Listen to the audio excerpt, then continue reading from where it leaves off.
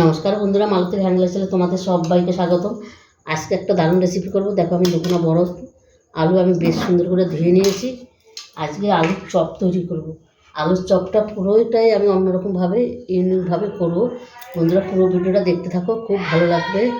আমি এই দেখো, আলুটা কিন্তু আমি এখানে ছাড়িয়ে নিচ্ছি, ভালো করে আমি ছাড়িয়ে নিচ্ছি। আর এখানে দেখো, আমি একটু জলটা একটু বেশ ভালোই গরম করে নিয়েছি। আলুটা কিন্তু ওই জলের ভিতরে আমি দিয়ে দেবো।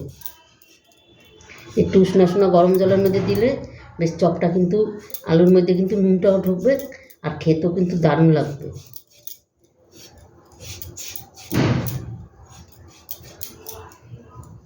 এই জায়গাটা একটু বাদ দিয়ে দিলাম আমি।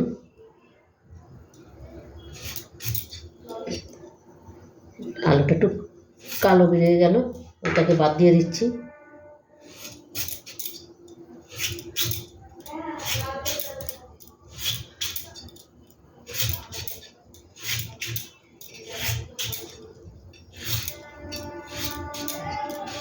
দেখো, আলুগুলো বেশ আমি একদম পুরো চপের প্রথম কেটে নিয়েছি।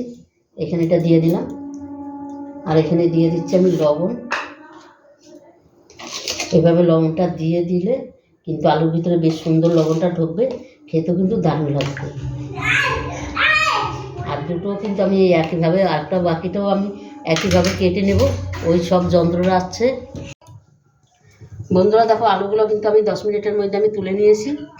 দেখো, আলুগুলো বেশ সুন্দর কিন্তু একটা একটা নরম ভাব হয়ে এসছে। আর এখানে কিন্তু আমি বেসনটা আমি ছিটিয়ে নিয়েছি। বেসনের ভিতরে আমি নুন, 1 ফোঁটা হলুদ, আর একটু কালো জিরা, আর একটু খাওয়ার ছোটা সামান্য একটু দিয়েছি। আর এখানে দিয়ে দিচ্ছি একটু ধনেপাতা কুচি। আজকে বলছি না একটু নতুন ধরনের করব। আর দিয়ে দিলাম কাঁচা লঙ্কা।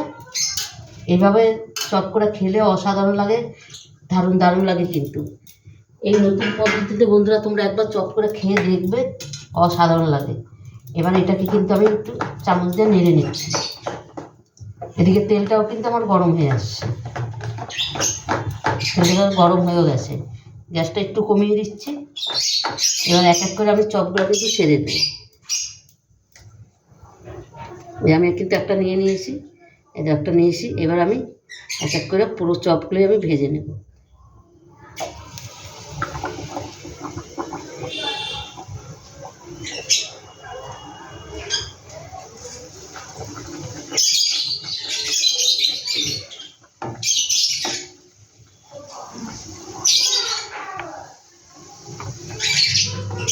আর গ্যাসের আঁচটা একটু কমিয়ে করবে, তাইলে কিন্তু কেন আলুটা একটু ভালো সিদ্ধ হবে ভিতরে, খেতে ভালো হবে।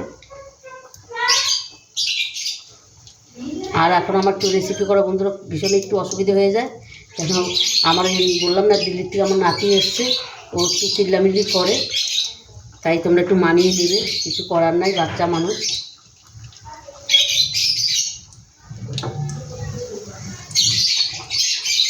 দেখো কত সুন্দর ফুলে উঠছে, দেখো কি দারুণ হচ্ছে।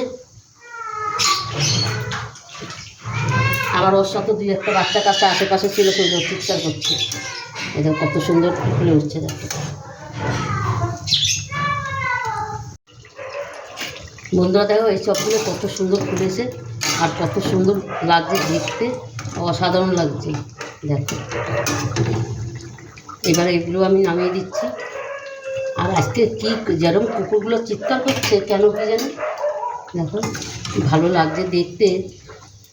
এভাবে বন্ধুরা একবার অন্তপক্ষে এবার এই আমার মতো তৈরি করে খেয়ে দেখবে, এই রেসিপিটা করে দেখবে একবার, অসাধারণ লাগে কিন্তু।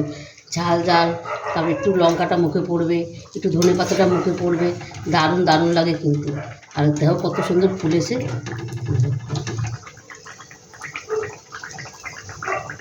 আমার ভাজা কমপ্লিট হয়ে গেলো, আমি আগে কিছু নামিয়ে দিয়েছি। আর পাচ্ছি না বন্ধুরা, কুকুরে এত চিৎকার করছে। বন্ধুরা, রেসিপিটা ভালো লাগলে তোমরা লাইক কমেন্ট শেয়ার করো, বেশি বেশি করে শেয়ার করবে। আমার সম্পূর্ণ ভাজা হয়ে গেছে। বন্ধুরা দেখো, আলুর চপগুলো কত সুন্দর হয়েছে, দারুণ দারুণ অসাধারণ হয়েছে।